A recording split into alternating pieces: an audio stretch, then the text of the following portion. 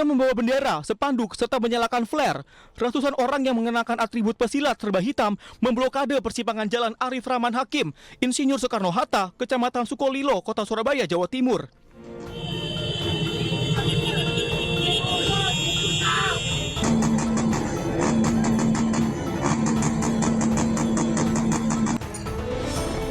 Usai memblokade jalan hingga memacetkan arus lalu lintas, rombongan ini melanjutkan konvoi sepeda motor sambil menutup seluruh badan jalan. Akibatnya, arus lalu lintas macet total. Polisi pun langsung membubarkan aksi konvoi ini. Ratusan orang yang terlibat konvoi terlihat panik berhamburan, berusaha melarikan diri, bahkan beberapa di antaranya terjatuh bersama sepeda motor yang dikendarinya saat berusaha lari dari polisi.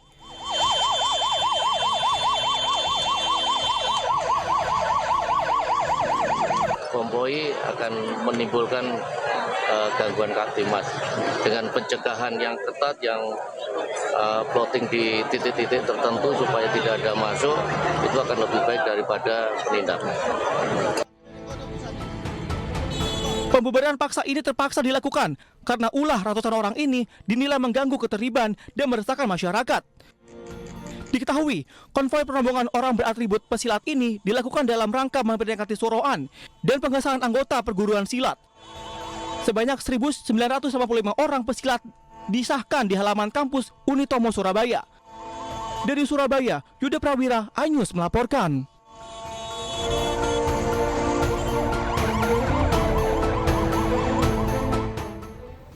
Pemirsa, unjuk rasa ribuan buruh terjadi di kawasan Patung Kuda, Jakarta. Para buruh menuntut Undang-Undang Omnibus Law dibatalkan.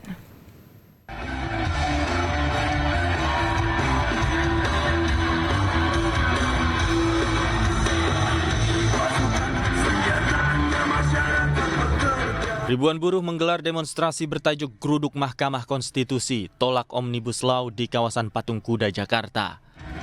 Aksi ribuan buruh ini dilakukan agar pemerintah mencabut Omnibus Law, Undang-Undang Cipta Kerja dan menghapus aturan outsourcing.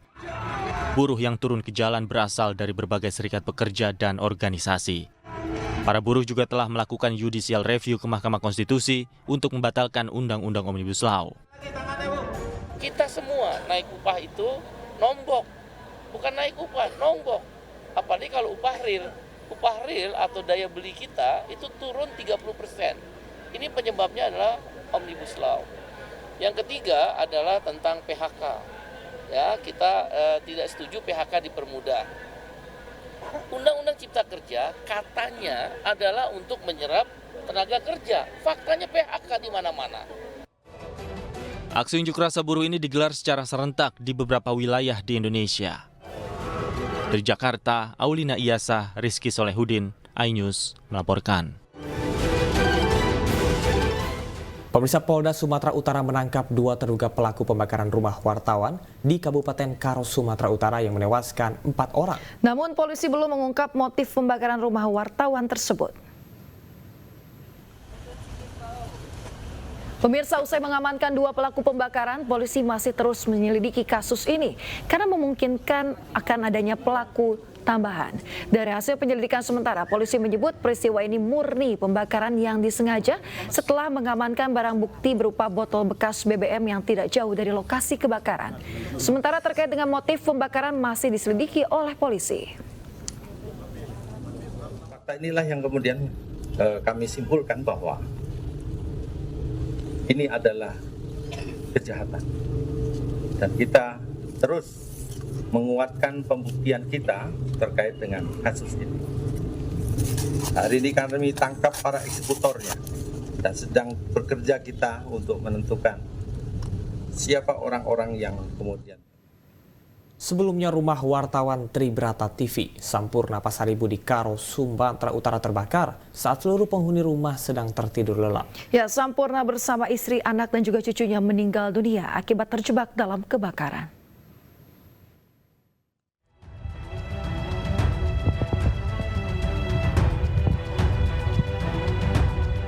Kebakaran menghanguskan rumah milik wartawan Tribrata TV Sampurna Pasaribu di Jalan Nabung Surbakti, Kecamatan Kabanjahe, Kabupaten Karo, Sumatera Utara, Kamis 27 Juni lalu. Kebakaran terjadi saat seluruh penghuni rumah tengah tertidur lelap. Sampurna Pasaribu bersama istri, anak dan cucunya meninggal dunia akibat terjebak dalam kobaran api. Adapun peristiwa ini terjadi setelah korban meliput berita tentang judi online di daerahnya. Pasca kebakaran, Kapolda Sumatera Utara Komjen Pol Agung Setia mengunjungi keluarga korban. Kapolda menyampaikan rasa bela sungkawa yang mendalam dan berjanji akan menyelidiki kasus kebakaran ini hingga tuntas. Sementara itu polisi telah memeriksa belasan saksi mengungkap penyebab pasti kebakaran. Tim Liputan iNews melaporkan. Kita beralih ke informasi selanjutnya, pemirsa. Jelang kontestasi Pilkada 2024, Ketua Umum Partai Solidaritas Indonesia Kaisang Pangarep menyambangi kantor DPP PKS Jakarta Selatan pada Senin sore. Ya pemirsa, kedatangan rombongan petinggi Partai Solidaritas Indonesia disambut hangat oleh Presiden PKS Ahmad Syahiku beserta para petinggi PKS lainnya. Pertemuan keduanya dilakukan secara tertutup. Dalam pertemuan yang dilakukan secara tertutup tersebut, Presiden PKS Syahiku mengatakan ada sejumlah kesepakatan untuk membangun kerjasama dengan PSI dalam Pilkada 2024 mendatang. Kedepan PSI dan juga PKS bisa menjajaki kerjasama politik dalam menyisir wilayah yang dinilai potensial untuk bekerjasama dalam penentuan kepala daerah. Kita ketemu ya, nanti insya Allah akan ditindaklanjuti ke depan mungkin dalam pertemuan-pertemuan yang lebih intens, sehingga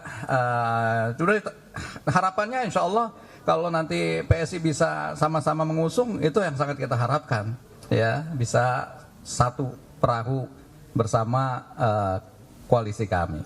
Untuk mengenai koalisi yang akan segera dibangun oleh DPP PKS yang mengusung Pak Anies dan Pak Sohibul, itu nanti akan kami bahas kembali di Partai PKS, PDI Perjuangan dan Golkar Kabupaten Bandung resmi bersepakat menandatangani dan juga mendeklarasikan kerjasama untuk Pilkada Kabupaten Bandung 2024 di sebuah hotel di Soreang, Kabupaten Bandung.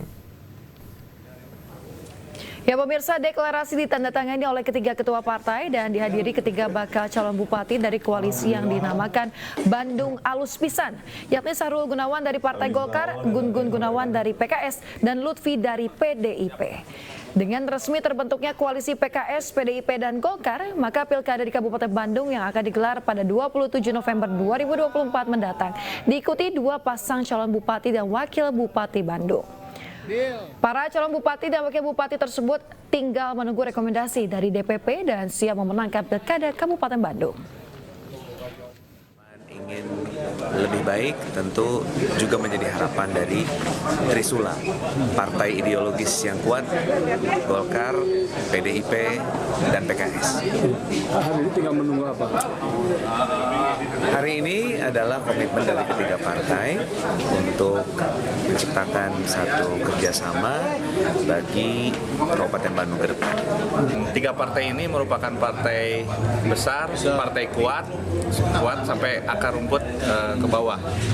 Dan kesiapan untuk pencalonan bagaimana? Ya, untuk saya sendiri sangat siap menghadapi pilkada ini. Pemirsa, lanjutan Liga Futsal Profesional 2024 kembali digelar di Gor Nambo, Kota Tangerang, Banten. 8 tim saling berhadapan demi memperoleh 3 poin dalam 4 laga yang berjalan cukup sengit.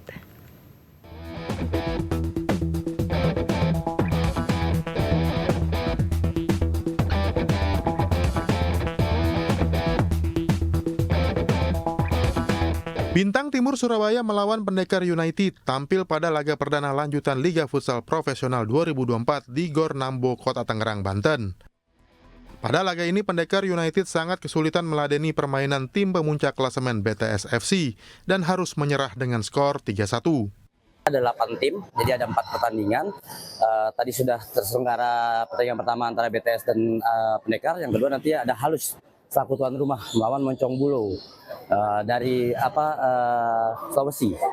Pada laga kedua, Halus FC berhasil mengukir kemenangan atas lawannya Moncong Bulo FC. Meski digempur habis Moncong Bulo, namun Halus FC bertahan sangat rapih dan mampu mencuri 2 gol melalui skema serangan balik. Pada laga ketiga, Black Steel FC melawan tim juru kunci Giga FC. Tampil percaya diri, Black Steel FC mampu mengatasi perlawanan Giga FC dengan skor 5-3. Dengan kemenangan ini, Black Steel FC terus membuntuti BTS FC yang berada di puncak klasemen.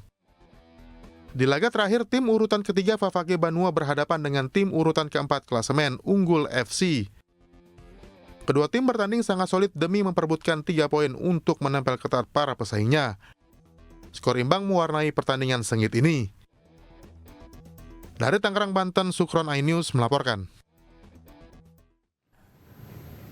Pemirsa, Aloysius Yap, pebiliar asal Singapura, berhasil menjadi juara setelah mengalahkan Jeffrey Zheng dari Indonesia dengan skor poin 10-5 di babak final Batam Open Tenball Championship 2024. Ya, Aloysius berhak membawa pulang hadiah trofi dan juga uang tunai 130 juta rupiah.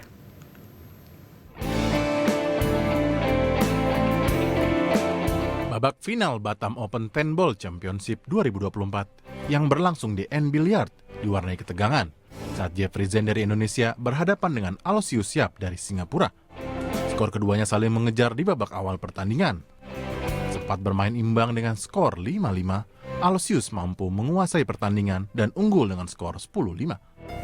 Alhamdulillah perjalanan Batam Open hari terakhir ini berjalan lancar, di mana juara diraih oleh Aloysius Yap dari Singapura dan runner-up beserta peraih juara 3 itu dari Indonesia, diantaranya Jeffrey Zheng, Billy Saputra, dan Sohu. Nah, ini menunjukkan bahwa kita juga atlet Indonesia dapat bersaing dengan negara-negara tetangga lainnya. Batam Open Tenball Championship 2024 digelar selama 3 hari dan diikuti 128 atlet biliar dari Indonesia, Malaysia, Singapura, Filipina, dan Brunei. Dari Batam, Kepulauan Riau, Gusti Yenosa iNews melaporkan.